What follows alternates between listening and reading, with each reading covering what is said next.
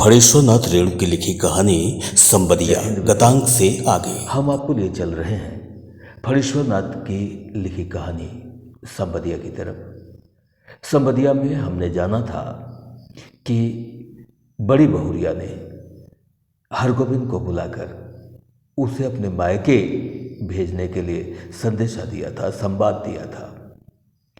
हरगोविंद बड़ी हवेली से बाहर निकल आया था। उसे सुनाई दिया था बड़ी बहुरिया की आवाज, मैं तुम्हारा राह देख रही हूं। कहानी इससे आगे। हाँ, एक रिक्वेस्ट है, कृपया अपने मित्रों को, अधिक से अधिक मित्रों को ये कहानी शेयर करें और हमारी तरफ से उन्हें इस चैनल को सब्सक्राइब करने के लिए निवेदन करें। आइए कहानी पे चलते हैं। संबदिया अर्थात संदेशवाहक हरगोविंद संबदिया। संवाद पहुंचाने का काम सभी नहीं कर सकते। आदमी भगवान के घर से ही संबदिया बनकर आता है। संवाद के प्रत्येक शब्द को याद रखना, जिस सुर और स्वर में संवाद सुनाया गया है ठीक उसी ढंग से जाकर सुनाना सहज काम नहीं।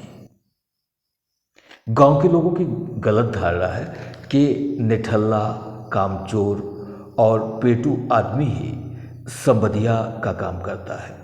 न आगे नाथ न पीछे पगहा, बिना मजदूरी लिए ही जो गांव गांव संवाद पहुंचाए उसको और क्या कहेंगे। औरतों का गुलाम, जरा से मीठी बोली सुनकर ही नशे में आ जाए, ऐसे मर्द को भी भला मर्द कहेंगे। किंतु गांव में ऐसा कौन है जिसके घर की मां, बहू, बेटी का संवाद हरगोविंद ने नहीं पहुंचाया है। लेकिन ऐसा संवाद पहली बार ले जा रहा है वह।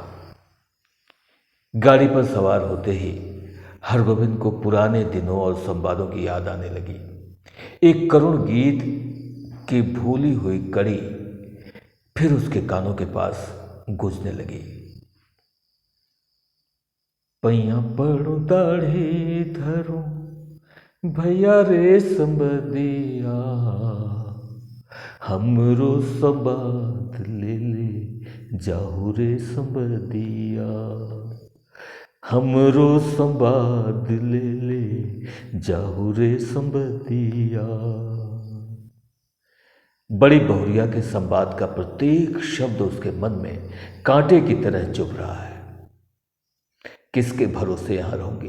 एक नौकर था, वह भी कल भाग गया। गाय खूंटे से भूखी प्यासी बधी ही कर रही है। मैं किसके लिए इतना दुख झेलूं। हरगोविंद ने अपने पास बैठे हुए एक यात्री से पूछा, क्यों भाई साहब, थाना बेहपुर में गाड़ी रुकती है या नहीं। यात्री ने मानो कुड़कर कहा, थाना बेहपुर में सभी गाड़ियां रुकती हैं। हरगोविंद ने भांप लिया, यह आदमी चिड़चिड़े स्वभाव का है, इससे कोई बातचीत नहीं जमेगी। वह फिर बड़ी बहुरिया के संवाद को मन ही मन दोहराने लगा। लेकिन संवाद सुनाते समय वह अपने कलेजे को कैसे संभाल सकेगा।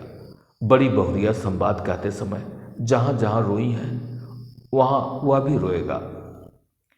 कटिहार जंक्शन पहुंचकर उसने देखा 15-20 साल में बहुत कुछ बदल गया है। अब स्टेशन पर उतरकर किसी से कुछ पूछने की जरूरत नहीं। गाड़ी पहुंची, तुरंत भोपे से आवाज अपने आप निकलने लगी, थाना बेपुर, खगड़िया और बरौनी जाने वाले यात्री 3 नंबर प्लेटफार्म पर चले जाएं, गाड़ी लगी हुई है। हरगोविंद प्रसन्न हुआ।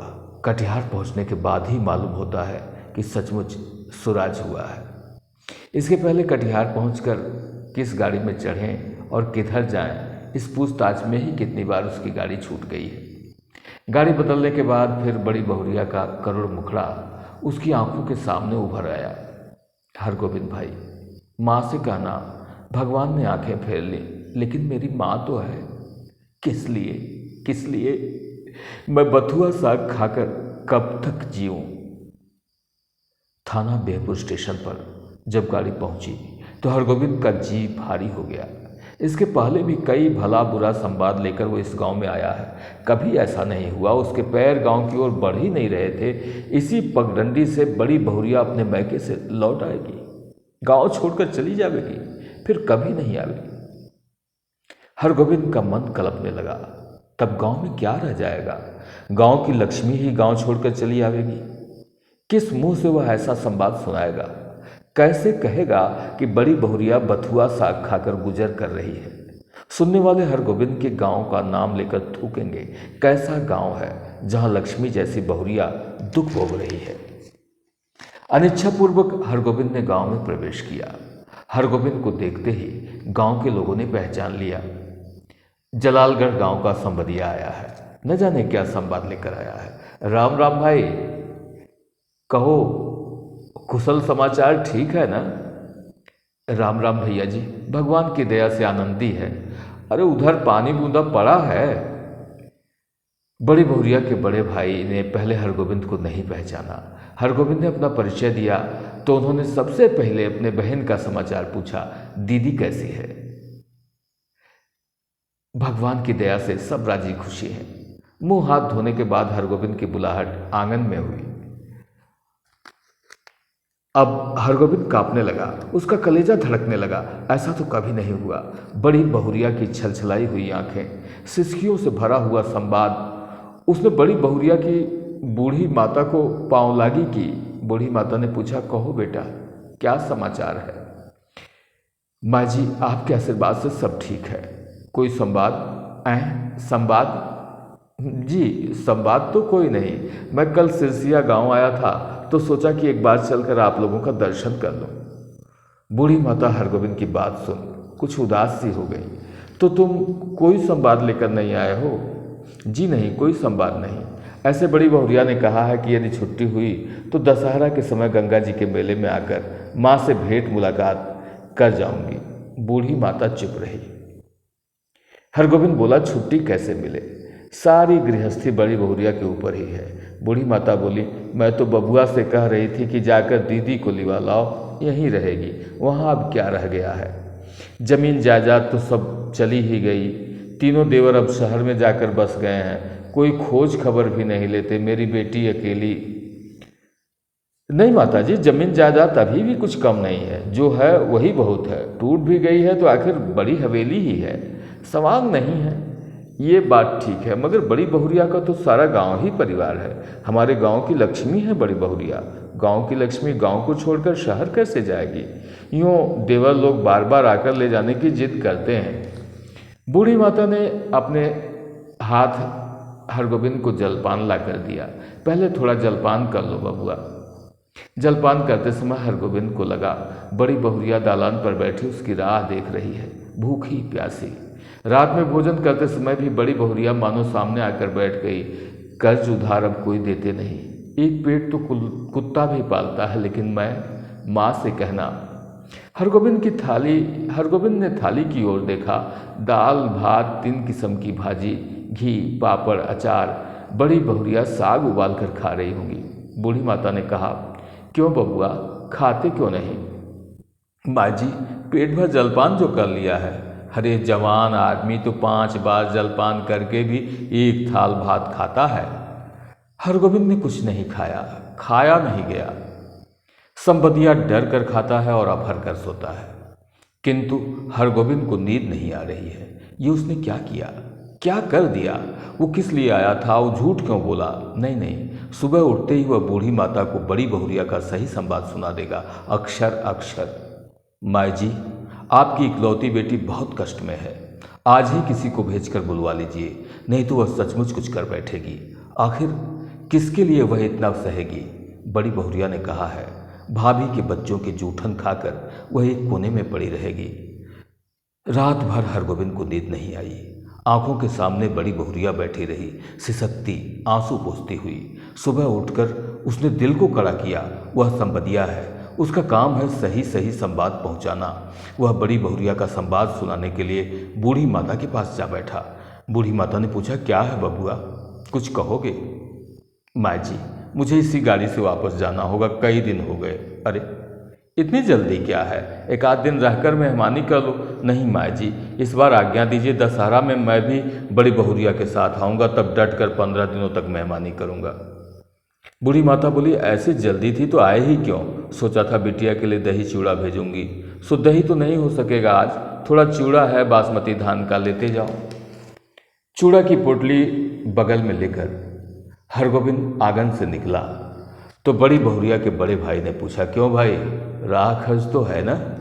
हरगोविंद बोला, भैया जी आपकी दुआ से किसी बात की कोई कमी नहीं। स्टेशन पहुंचकर हरगोविंद ने हिसाब किया, उसके पास जितने पैसे थे उससे कटिहार तक टिकट ही वह खरीद सकता था, और यदि चवन्नी नकली साबित हुई तो सहमापुर तक ही। बिना टिकट के वह एक स्टेशन भी नहीं जा सकेगा। डर के मारे उसकी देह का आधा खून सूख जाएगा। गाड़ी में बैठते ही उसकी हालत अजीब हो गई। वह कहाँ आया था, क्या करके जा रहा है, बड़ी बहुरिया को क्या जवाब देगा? यदि गाड़ी में निर्गुण गाने वाला सूरदास नहीं आता तो न जाने उसकी क्या हालत होती। सूरदास के गीतों को सुनकर उसका जी स्थिर हुआ थोड़ा। किया हो रामा नैहरा को सुख सपन भयो अबू, देश पिया की डोलिया चली, भाई रोमती यही कर्म की गति, किया हो रामा। सूरदास चला गया तो उसके मन में बैठी हुई बड़ी बहुरिया फिर रोने लगी। किसके लिए इतना दुख सहूं? 5 बजे भोर में वह कटिहार स्टेशन पहुंचा। भोपे से आवाज आ रही थी, बैरगद्दी, कुसियार और जलालगढ़ जाने वाले यात्री 1 नंबर प्लेटफार्म पर चले जाएं। हरगोविंद को जलालगढ़ जाना है, किंतु वह 1 नंबर प्लेटफार्म पर कैसे जाएगा? उसके पास तो कटिहार तक का ही टिकट है। जलालगढ़ 20 कोस। बड़ी बहुरिया राह देख रही होगी। 20 कोस की मंजिल भी कोई दूर की मंजिल है, वो पैदल ही जाएगा। हरगोविंद महावीर विक्रम बजरंगी का नाम लेकर पैदल ही चल पड़ा। 10 कोस तक वो मानो बाई के झोंके पर रहा। कस्बा शहर पहुंचकर उसने पेट भर पानी पी लिया। पोटली में नाक लगाकर उसने सूंघा, आह, बासमती धान का चूड़ा है, माँ की सौगात बेटी के लिए। नहीं, वह इसमें से एक मुट्ठी भी नहीं खा सकेगा, किंतु वह क्या जवाब देगा बड़ी बहुरिया को? उसके पैर लड़खड़ाए। अभी वह कुछ नहीं सोचेगा, अभी सिर्फ चलना है, जल्दी पहुंचना है। गांव। बड़ी बहुरिया की डबडबाई हुई आंख उसको गांव की ओर खींच रही थी। मैं बैठी राह ताकती रहूंगी। 15 कोस। माँ से कहना, अब नहीं रह सकूंगी। 16, 17, 18। जलालगढ़ स्टेशन का सिग्नल दिखाई पड़ता है। गांव का तार सिर ऊंचा करके उसकी चाल को देख रहा है। उसी तार के नीचे बड़ी हवेली के दालान पर चुपचाप टकटकी लगाकर राह देख रही है बड़ी बहुरिया। भूखी प्यासी हमरो संवाद ले जाहु रे संबदिया। लेकिन ये कहाँ चला आया हरगोविंद? ये कौन गांव है? पहली सांझ में ही अमावस्या का अंधकार। किस राह से वह किधर जा रहा है? नदी है? कहाँ से आ गई नदी? नदी नदी नहीं, खेत है। ये झोपड़े हैं या हाथियों का झुंड? ताड़ का पेड़ किधर गया? वो राह भूलकर न जाने कहाँ भटक गया। इस गांव में आदमी नहीं रहते क्या? कहीं कोई रोशनी नहीं, किससे पूछे? कहाँ? वह रोशनी है या आंखें? वह खड़ा है या चल रहा है? वह गाड़ी में है या धरती पर? हरगोविंद भाई आ गए? बड़ी बहुरिया की बोली या कटिहार स्टेशन का भोंपा बोल रहा है? हरगोविंद भाई, क्या हुआ तुमको? बड़ी बहुरिया। हरगोविंद ने हाथ से टटोल कर देखा और बिछावन पर लेटा हुआ है। सामने बैठी छाया को छूकर बोला, बड़ी बहुरिया। हरगोविंद भाई, अब जी कैसा है? लो, एक घूंट दूध और पी लो, मुंह खोलो। हाँ, पी जाओ, पी जाओ, पियो। हरगोविंद होश में आया। बड़ी बहुरिया दूध पिला रही है। उसने धीरे से हाथ बढ़ाकर बड़ी बहुरिया का पैर पकड़ लिया। बड़ी बहुरिया, मुझे माफ करो, मैं तुम्हारा संवाद नहीं कह सका। तुम गांव छोड़कर मत जाओ, तुमको कोई कष्ट नहीं होने दूंगा। मैं तुम्हारा बेटा।